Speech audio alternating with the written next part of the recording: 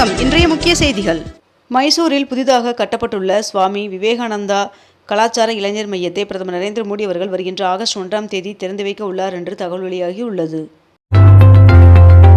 India முழுவதும் 3845 புதிய மருந்துகளுக்கு NPPA விலைகளை நிர்ணயம் செய்துள்ளதாக தகவல் வெளியாகியுள்ளது. முதலமைச்சர் விஜய் அவர்கள் சென்னை கத்திப்பாரா சந்திப்பில் கட்டப்பட்டு வரும் 101 அடி உயர மெட்ரோ மேம்பால பணிகளை நேரில் ஆய்வு செய்தார். கர்நாடகா சுங்கச்சாவடிகளில் 3 ஆண்டுகளில் 4884 புகார்கள் பதிவு செய்துள்ளதாக தெரிவிக்கப்பட்டுள்ளது. சென்னையில் நடைபெற்று வரும் 2ஆம் கட்ட மெட்ரோ ரயில் திட்டப் பணிகளை ஆய்வு செய்ய முதலமைச்சர் விஜய் அவர்கள் மெட்ரோ ரயிலில் பயணம் மேற்கொண்டார். ஒருநாள் பேட்டர் தரவரிசையில் உலகின் நம்பர் 1 கிரிக்கெட் வீரராக சுப்மன் கில் அவர்கள் முன்னேறியுள்ளார். தமிழ்நாட்டில் அதிகபட்சமாக மதுரை விமான நிலையத்தில் 102 டிகிரி ஃபாரன்ஹீட் வெயில் பதிவாகியுள்ளது. மதுரை அழகர் சுவாமி கோவிலில் ஆண்டிற்கு ஒருமுறை மட்டுமே நடக்கும் 18ஆம் படி கருப்பண்ணசாமி கோவில் நடை திறக்கப்பட்டது. தமிழகத்தில் இன்று நீலகிரி மற்றும் கோவை மாவட்டங்களின் மலைப்பகுதிகளில் ஒரு சில இடங்களில் மழை பெய்ய வாய்ப்புள்ளதாக வானிலை மையம் தகவல் தெரிவித்துள்ளது. மதுரை மீனாட்சி அம்மன் சுவாமி கோவில் அறக்கட்டளைக்கு சொந்தமான நிலத்தை முறைகேடாக விற்ற வழக்கில் 2 தனிப்படைகள் அமைக்கப்பட்டுள்ளது. தனது பதவியை ராஜினாமா செய்த முன்னாள் MLAக்களிடம் வருகின்ற ஆகஸ்ட் 4ஆம் தேதி விளக்கம் கேட்கப்படும் என்று சட்டப்பேரவை செயலாளர் அறிவித்துள்ளார். பொதுத் தேர்வுகள் முறைகேடு தடுப்பு மசோதா மக்களவையில் நிறைவேற்றப்பட்டது. கர்நாடகாவின் நீர்நிலைகளை பார்வையிட தமிழக முதல்வர் விஜய் அவர்களுக்கு கோரிக்கை வைத்துள்ளேன் என்று கர்நாடக முதல்வர் TK சிவகுமார் அவர்கள் தெரிவித்துள்ளார். ஆகஸ்ட் 1ஆம் தேதி முதல் டீலர்கள் 400 டன் சர்க்கரை மட்டுமே இருப்பு வைத்துக் கொள்ள வேண்டும் என்று ஒன்றிய அரசு தெரிவித்துள்ளது. 2025-26ஆம் ஆண்டில் 100 கோடி மற்றும் அதற்கு மேல் வருமானம் ஈட்டி வருமான வரி தாக்கல் செய்துள்ள தனிநபர்களின் எண்ணிக்கை 576ஆக உயர்ந்துள்ளது. நீட் வினாத்தாள் கசிவு வழக்கில் CBI குற்றப்பத்திரிகை தாக்கல் செய்துள்ளது. கரூரில் முன்னாள் அமைச்சர் செந்தில் பாலாஜி அவர்களுக்கு சொந்தமான 5 இடங்களில் ஒரே நேரங்களில் விஜிலன்ஸ் ரெய்டு மேற்கொண்டுள்ளது. அரசாங்கத்தில் பணிபுரியும் ஒரு அதிகாரிக்கு ஒரு அரசு கார் மட்டுமே ஒதுக்கப்பட வேண்டும் என்ற புதிய ஒரு அதிகாரி ஒரு அரசு கார் கொள்கையை ஒன்றிய நிதி அமைச்சகம் வெளியிட்டுள்ளது. 22 கேரட் ஆபரண தங்கத்தின் விலை சவரனுக்கு 480 ரூபாய் குறைந்து ஒரு சவரன் 1,05,240 ரூபாயாகவும் 1 கிராம் 13,155 ரூபாய்க்கும் விற்பனை செய்யப்பட்டு வருகிறது.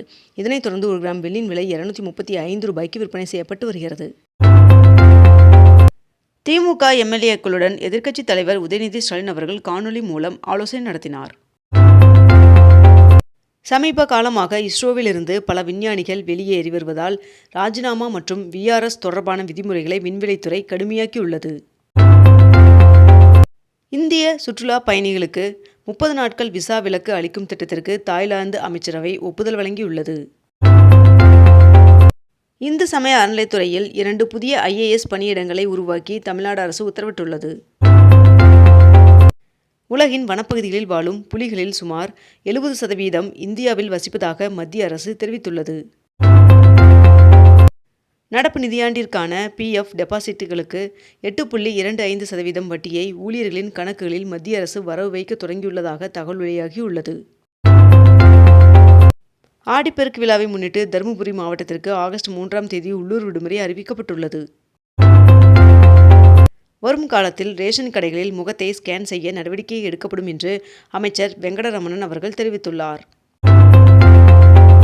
அமெரிக்க இராணுவ தளங்களை தாக்க ரஷ்யா தனது செயற்கைக்கோள் தரவுகளை ஈரானுக்கு வழங்கி வருவதாக உக்ரைன் அதிபர் ஜெலன்ஸ்கி அவர்கள் குற்றம் சாட்டியுள்ளார். சென்னை ஓவியர் டிரான்ஸ்கி மருது அவர்களுக்கு முத்துலிங்கம் இயல் விருது அறிவிக்கப்பட்டதற்கு திமுக தலைவர் MK ஸ்டாலின் அவர்கள் வாழ்த்து தெரிவித்துள்ளார். ரிசர்வ் வங்கியின் பரிந்துரையை ஏற்று சோதனை அடிப்படையில் 10 மற்றும் 20 ரூபாய் நோட்டுகளை தலா 100 கோடி ரூபாய்க்கான பிளாஸ்டிக் கரன்சி நோட்டுகளாக வெளியிட ஒன்றிய அரசு ஒப்புதல் வழங்கியுள்ளதாக தகவல் வெளியாகியுள்ளது. டெல்லியில் பெண்களுக்கு மாதம் 2500 ரூபாய் வழங்கும் லக்ஷ்மி யோஜனா திட்டத்திற்கு அமைச்சரவை ஒப்புதல் வழங்கியுள்ளதாக தகவல் வெளியாகியுள்ளது. கோயம்பேடு கழிவுநீர் சுத்திகரிப்பு நிலையத்தை முதலமைச்சர் விஜய் அவர்கள் நேரில் ஆய்வு செய்தார். கேரளத்தில் பருவமழை மீண்டும் தீவிரமடைகிறது. ஆகஸ்ட் 1ஆம் தேதி வரை மழை பெய்ய வாய்ப்புள்ளதாக வானிலை மையம் தகவல் தெரிவித்துள்ளது. அரசு பேருந்துகளில் பயணிகள் அதிக சத்தத்துடன் செல்போன் ஸ்பீக்கர்களை பயன்படுத்தி ரீல்ஸ் வீடியோக்கள் பார்ப்பதற்கு, பாடல்கள் கேட்பதற்கும் தமிழக போக்குவரத்து துறை தடை விதித்துள்ளது. சாண்ட், ஜல்லிக்கற்கள், கருங்கல் உள்ளிட்ட கனிமங்களை தமிழ்நாட்டிலிருந்து அண்டை மாநிலங்களுக்கு கொண்டு செல்ல 3 மாதங்களுக்கு இடைக்கால தடை விதித்து தமிழக அரசு உத்தரவிட்டுள்ளது. முதலமைச்சர் அலுவலகம் நாமக்கல் கவிஞர் மாளிகைக்கு மாற்றப்படுவதாக தமிழ்நாடு அரசு அதிகாரப்பூர்வமாக அறிவித்துள்ளது. 5 முறை உலக சாம்பியனான விஸ்வநாதன் ஆனந்த் அவர்கள் உலக செஸ் கூட்டமைப்பின் துணைத் தலைவர் தேர்தலில் மீண்டும் போட்டியிட முடிவு செய்துள்ளார் என்று தகவல் வெளியாகியுள்ளது. IIM உள்ளிட்ட முன்னணி கல்வி நிறுவனங்களில் MBA படிப்பதற்கான கேட் நுழைவுத் தேர்விற்கு ஆகஸ்ட் 3ஆம் தேதி முதல் ஆன்லைனில் விண்ணப்பிக்கலாம் என்று தெரிவிக்கப்பட்டுள்ளது. சென்னையின் பெருங்குடி குப்பை கிடங்கிலிருந்து வெளியேறும் நச்சுக்கழிவு நீர் பள்ளிக்கரணை சதுப்பு நிலத்தில் கலப்பதால் அதன் இயற்கை சூழலும் நிலத்தடி நீரும் கடுமையாக பாதிக்கப்படுவதாக சுற்றுச்சூழல் ஆர்வலர்கள் கவலை தெரிவித்துள்ளனர். ஜிம்பாப்வேக்கு எதிரான T20 தொடரில் தொடர் நாயகன் விருது வென்றதன் மூலம் 15 வயதான இந்திய வீரர் வைபவ் சூரியவன்சி அவர்கள் உலக சாதனை படைத்துள்ளார்.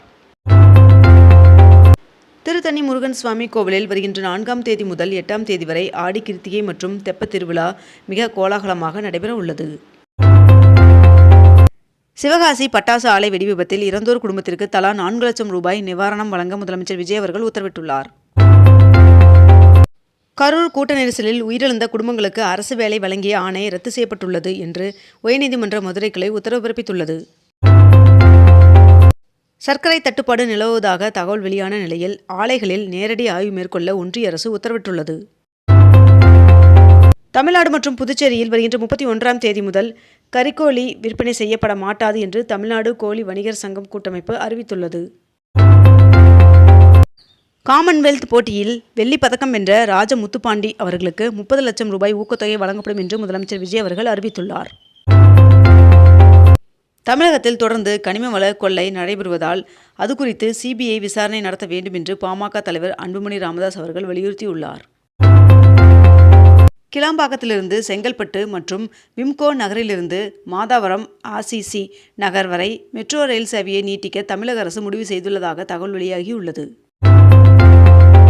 எலான் மஸ்க் அவர்களின் SpaceX நிறுவனம் அமெரிக்க இராணுவத்திற்கு செயற்கை நுண்ணறிவான AI கணினி உள்கட்டமைப்பை வழங்க பேச்சுவார்த்தை நடத்தி வருவதாக தகவல் வெளியாகியுள்ளது. இத்துடன் இன்றைய தலைப்புச் செய்திகள் நிறைவடைந்தன. மேலும் இதுபோன்ற அண்மை தகவல்களை உடனுக்குடன் தெரிந்து கொள்ள அக்னிபூ சேனலை சப்ஸ்கிரைப் செய்து கொண்டு தொடர்ந்து இணைந்திருங்கள். நன்றி, வணக்கம்.